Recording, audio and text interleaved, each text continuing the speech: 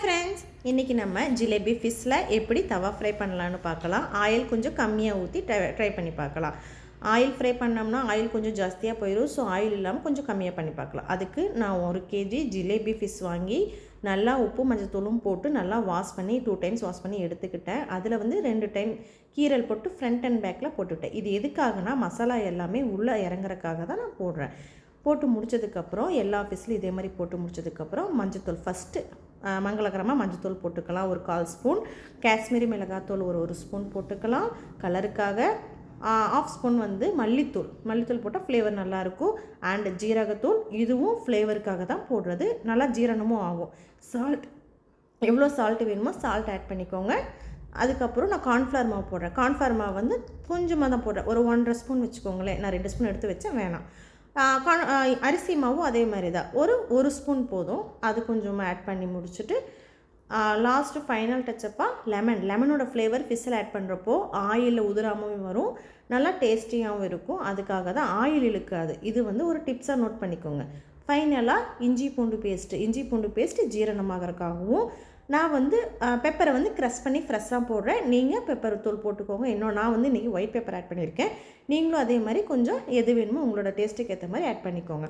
எல்லாத்தையும் மிக்ஸ் பண்ணிக்கலாம். நல்லா மிக்ஸ் பண்ணி அந்த கட் பண்ண இடத்துல உள்ளே எல்லாம் போகிற மாதிரி நல்லா கோட்டிங் நல்லா அப்ளை பண்ணுங்க. கொஞ்சமாக வேணுங்கிறப்ப தண்ணி தெளிச்சும் ஆட் பண்ணிக்கலாம்.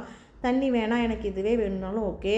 இதே நீங்கள் ஆயில் ஃப்ரை பண்ணுறதா இருந்துச்சுன்னா லைட்டாக 1 ஸ்பூன் ஆயில் ஆட் பண்ணியும் நீங்கள் கோட்டிங் கொடுத்தீங்கன்னா ஆயில் இழுக்காது. இது எல்லாமே ஆயில் இழுக்காததுக்காக நீங்கள் சின்ன டிப்ஸ் சொல்கிறேன். இது எல்லாத்தையுமே நோட் பண்ணி வச்சுக்கோங்க.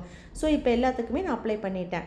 இதை எல்லாமே நீங்கள் மறுபடியும் ஸ்டோர் பண்ணி திரும்ப ஒரு 1/2 hour to 2 hours ஃப்ரிட்ஜில் நீங்கள் வச்சு எடுத்தீங்கன்னா நல்லா மொறுன்னு ஃப்ரையாக கிடைக்கும். இல்லை நீங்கள் அப்படியே போட்டிங்கன்னா உடனே நமக்கு மசாலா உதிர ஆரம்பிச்சிடும். ஸோ நான் வந்து ஒரு 1/2 hour தான் வச்சுருக்கேன். நீங்கள் 1/2 hour to 2 hours வச்சா போதும். இல்லைன்னா உடனே பண்ணுறதா இருந்தாலும் ஒரு 10 minutes வச்சா கூட ஓகே. தவா வச்சு டவாவில் ஒரு 2 ஸ்பூன் மட்டும் நான் ஒரு ஆயில் ஆட் பண்ணுறேன். ஆயில் ஆட் பண்ணி ஆயில் நல்லா காஞ்சதுக்கு அப்புறமா ஃபிஷ்ஷை வச்சிங்கன்னா நல்லா மொறுன்னு ஆயில் தெரிக்கும். உங்களுக்கு கை வச்சு பார்த்தாவே தெரியும் ஆயில் ஹீட் ஆயிடுச்சா இல்லையான்னு சொல்லிட்டு. நான் வந்து இரும்புக்கல் எடுத்துருக்கிறேன். இரும்புக்கல் எதுக்காக எடுத்தேன்னா ஆயில் இழுக்காமல் இருக்கும், ஃப்ரையும் ஒட்டாமல் வரும். நான்ஸ்டிக் சேர்க்கக்கூடாது. மேக்ஸிமம் எங்கள் வீட்டில் எல்லாமே நான்ஸ்டிக் நான் அவாய்ட் பண்ணிடுவேன். தவிக்க முடியாத பட்சத்தில் யூஸ் பண்ணணும். ஸோ ஃபிஷ் எடுத்து நான் ஒவ்வொன்றா அரேஞ்ச் பண்ணி வைக்கிறப்போ இப்போ 2 ஃபிஷ் மட்டும் நான் போடுறேன். என்னோடய கல் அந்தளவுக்கு தான் பிடிக்கும். ஸோ திருப்பி போடுறதுக்கு எனக்கு ஈஸியாக இருக்கும். ஸோ அதனால் 2 பீஸ் மட்டும் கொஞ்சமாக ஃப்ரை பண்ணுறேன். இதுக்கு மேலே கலர்ஃபுல்லாக இருக்கணுங்கிறதுக்காகவும் ஃப்ளேவர்ஃபுல்லாக இருக்கணுங்கிறதுக்காகவும் கொஞ்சம் கறி லீவ்ஸ் கொஞ்சமாக ஆட் பண்ணால் போதும். நிறைய வேணாம். நிறைய ஆட் பண்ணிங்கன்னா நல்லா இருக்காது.